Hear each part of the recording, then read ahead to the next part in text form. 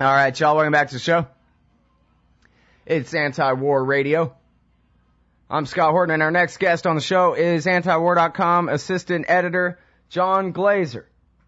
He's got new pieces at news.antiwar.com and at antiwar.com/blog about the, finally, revolution in Libya. Welcome to the show, John. How are you doing? Pretty good. How are you doing? Actually, before we start, is this line secure? No, it is not. It's being recorded just like The Simpsons. If you ever saw, if you slow mo, it's the Chili episode. If you slow it down, you can see between the floors of The Simpsons house, there's AT&T and NSA, ATF, FBI, KGB. Should have been FSB. Yeah, I'm sure we have them all tapping us.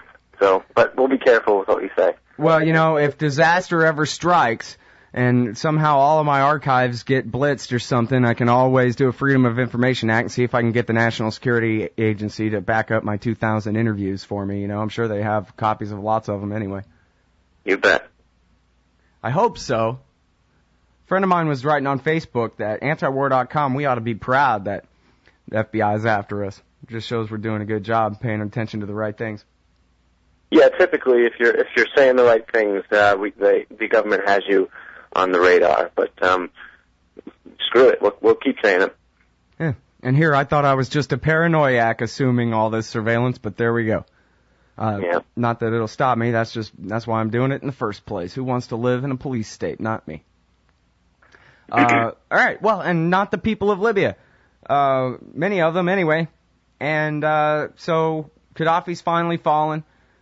There's a New York Times piece, but I didn't have a chance to look at it, but there's a New York Times piece that gives NATO all the credit for it, precision strikes and that kind of thing, which sounds reasonable enough to me since the last I heard there were only a few thousand armed rebels. Yeah, it's being sort of hailed as this great victory by the rebels. But that's after, of course, like almost 20,000 NATO sorties were launched over the country, F-16s dropping over 500 bombs. It was an extensive NATO air effort against Gadhafi, and we can be relatively sure that it wouldn't have made much progress without NATO, because this group of rebels that we've been on behalf of whom we've been fighting, and who are now we expect to lead the country. Like you said, they're not high in number, and the group is not even cohesive. It's made of a bunch of disparate factions of rebel group based out of Benghazi, and defected government ministers, and with a bunch of different political agendas. The military forces are just they're just armed groups, former soldiers, freelance militias. There's basically amateur neighborhood gangs that got together, just like young men that needed to release some testosterone with some guns, stuff like that. Some of them legitimately wanted, a fall of the regime, which is a legitimate aim. But we have to consider this in a view of, what are the consistencies of U.S. foreign policy, and are any of them legitimate? I really don't think they are. First of all, this rebel group there's no indication that they can run a just and humane government. I mean, we've seen extrajudicial killings, suppression of free speech, beating people up. They've been looting places throughout this conflict. And they have huge problems before them. The economy's ruined. Infrastructure has been bombed and destroyed. Communications are down. And there's a refugee problem. And there's an issue about the politics of the country and whether or not it should be divided between Eastern and Western tribes. So they have a huge, task ahead of them. And I think that now that people are finally talking about a way forward and what to do about a post-Gadhafi Libya, now people are sort of wringing their hands in the West over, what kind of group we've been supporting this whole time. Yeah, isn't that great? Now that the regime's fallen, the people in D.C. are beginning to wonder, now what are we going to do? They've got no plan. Exactly. Jeez, and here I would have thought that if we learn anything from the last war, it would be, let's try to imagine the future a little bit here. No, I guess not. Let's just do it. It'll be fine when we get there, trust me. Precisely. And so that's the question. There's a question about the rebel. They have all these, they're basically incompetent, but there's also a question about, how much of the Libyan population actually supports them. How much of them are happy about this ragtag, disparate groups with guns that have taken over the country now? Who knows? Yeah, well, if you look at the New York Times or the Washington Post today, you see, or on TV, you see pictures of Benghazi, where everybody's celebrating in the streets, and they go, Tripoli falls, and it makes it seem as though this is the scene from Tripoli, if you're just looking on the surface there. Right. If you were to read the mainstream media and watch those television reports, you'd also think that George Washington and Thomas Jefferson were the ones that rode into Tripoli to get rid of Gadhafi. There's all sorts of propaganda going on, but so that's legitimacy about the rebels themselves. But there's also questions of legitimacy for the people who have helped the rebels succeed. I mean, the U.S. doesn't have any legitimacy there. Nothing that the Obama administration and the U.S. military did was approved by Congress, and they also basically spat on the UN mandate that justified the intervention, almost immediately abandoning the sort of mandate to protect civilians and then moving towards regime change. And U.S. conduct in the war has made it even harder to justify any sort of U.S. legitimacy in pushing who should be the ruler of Libya. Obama was in violation of domestic U.S. law, the War Powers Resolution. The NATO bombed television stations and allegedly bombed a hospital that might have led to the death of 85 people, innocent civilians. I mean, these are war crimes. And so any power that tries to, have dominance over a country that has that kind of recent record, it's really hard to justify them having any legitimacy of carrying in a new government. And yet, and I've been wrong about a couple of things in my life, I guess, but I'm trying so hard to imagine a situation where now NATO walks away. Good job. I don't know, maybe at minimum send in some UN peacekeepers to oversee an election or something. No way. I don't know whose troops are going in, but the West, as in, France, Britain, USA, are not leaving Libya alone from here on ever.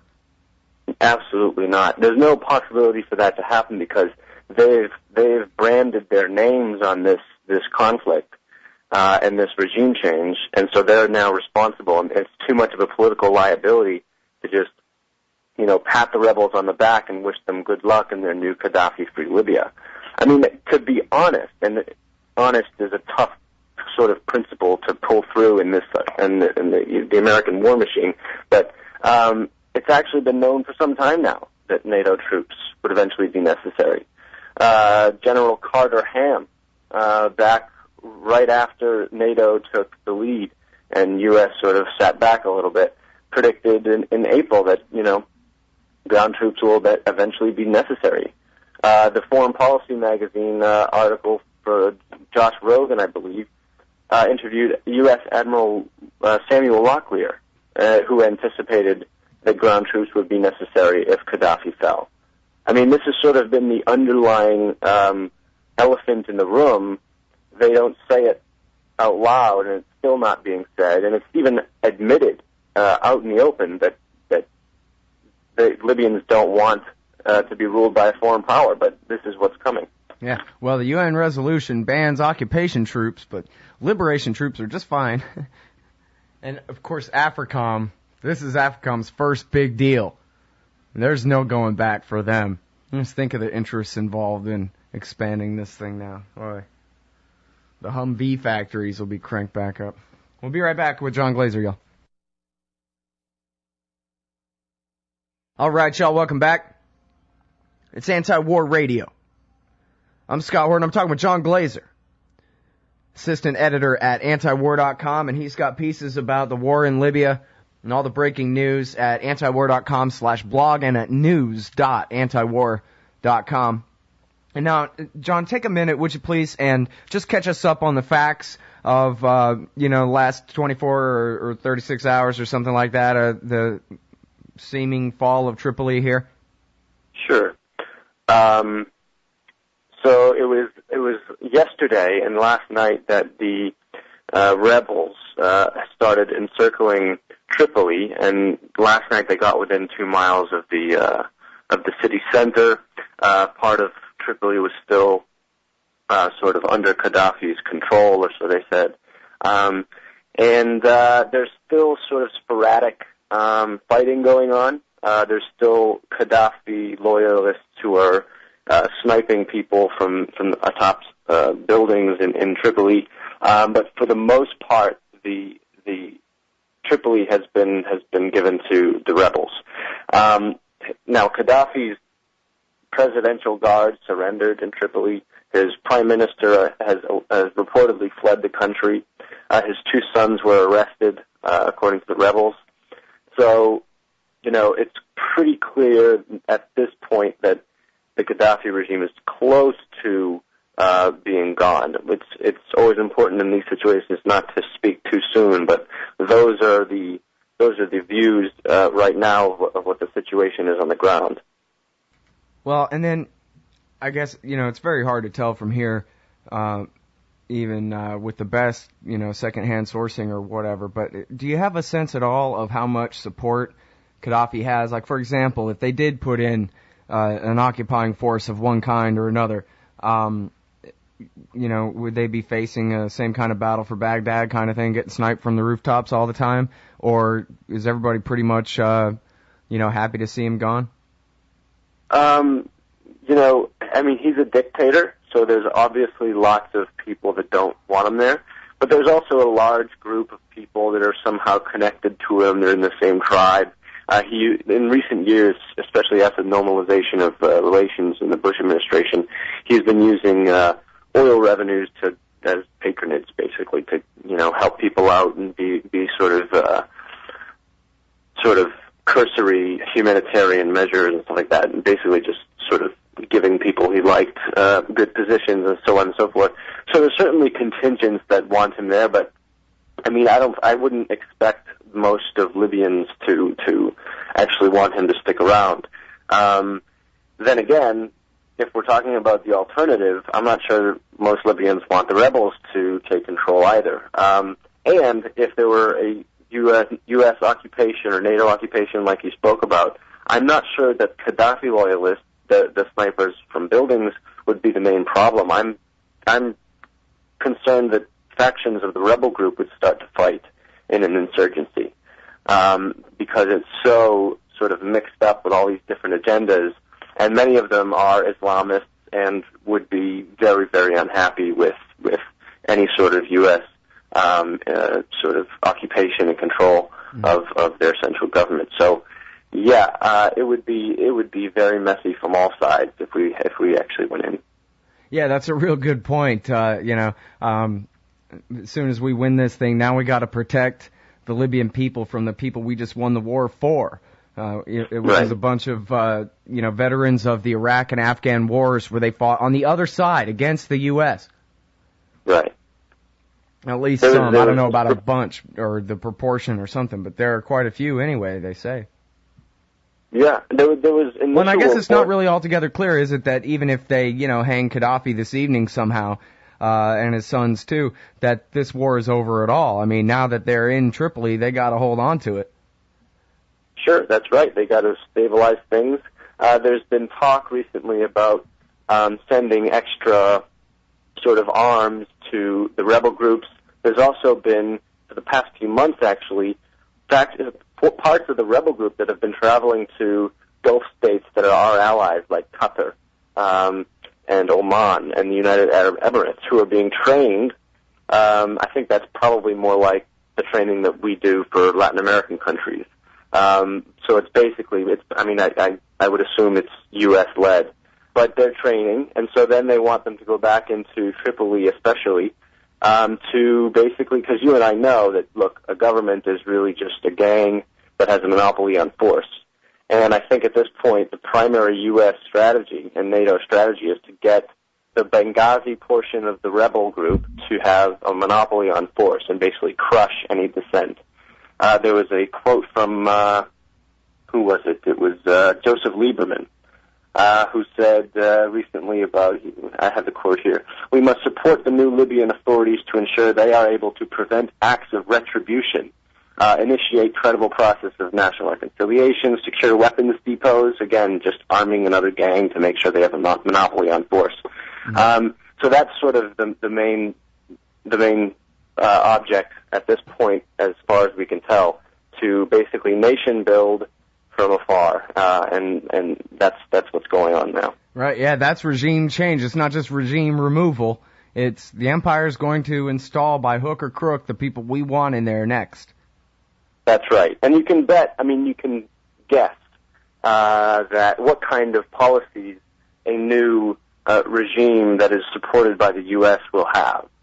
We shouldn't forget, actually, that it was only a few years ago that we were giving Gadhafi millions of dollars a year and helping him out with weapons. Senator McCain and Senator Lindsey Graham went over there, shook his hand, patted him on the back, said he's such a great friend and ally. Obviously, we should be concerned about sort of the prospect for democracy and peace in Libya, especially since, given our track record over the whole Middle East, obviously peace and stability and democracy are not primary goals. Egypt is a perfect example. They've just gone through this great transition. They're still going through it. But the U.S. still has a hold over there, over the military council. Just last month they announced 125 tanks, M256 armament systems, don't even know what that is, machine guns and spare parts, maintenance, support equipment, personal training. There's next year, 2012, they're supposed to get another $1.5 billion, which is exactly the amount that Mubarak was used to getting. And if people think that we're not using this influence to crush democracy in the Middle East and have them make policies that we would prefer, which is essentially to put us first and the people last, they have another thing coming. Yeah. Well, and, it's just amazing, too, that despite the fact that the polls have all shown for years that people are over it, they're tired of these wars, they want it to end at a time when we're going through this terrible economic crisis where the real unemployment rate is at, nearly a fifth of the American people. And still, the empire can't think of anything to do except make more bodies and more bases further and further in all frontiers, Exactly. There's an old saying that says a government program doesn't shrink ever. So the same holds true for the American empire. They welcome and they feel blessed at the fact that they have another area, another country to put more military bases in, to put more troops in, to have another client state in, to expand the empire, and yet we can't even afford it. Even putting aside the humanitarian blunders and atrocities that go on with enthusiastic U.S. support, we're running a $14 trillion debt, and it's going up and up and up. We think we can handle another insurgency in another Arab country? It's ridiculous. Yeah, it seems to me that, when I was just a kid, long before I had any particular interest in foreign policy necessarily, I knew that all empires fall. Everybody knows all empires fall. All you got to do is just, show up at first grade or something, and you know that, right? Everyone knows that. It's suicide, all this murder. That's exactly right. And this will be another sort of piece in the puzzle of America's ruin if we decide to devote, who knows how many resources to a Libya occupation or setting up a client state or whatever it might turn out to be. It's going to be incredibly expensive and probably incredibly dangerous and incredibly Well, and you mentioned the jihadists there. It's just another Sunni Arab country with American troops in it. It's like they're just trying to prove bin Laden and Zawahiri right about us and prove to people why they ought to join up against us or something. I don't know. I think Dick Cheney's a double agent for Or maybe Obama is. Maybe they all are. All right. Thanks, John. John Glaser, everybody. News.antiwar.com, antiwar.com/blog. Appreciate it.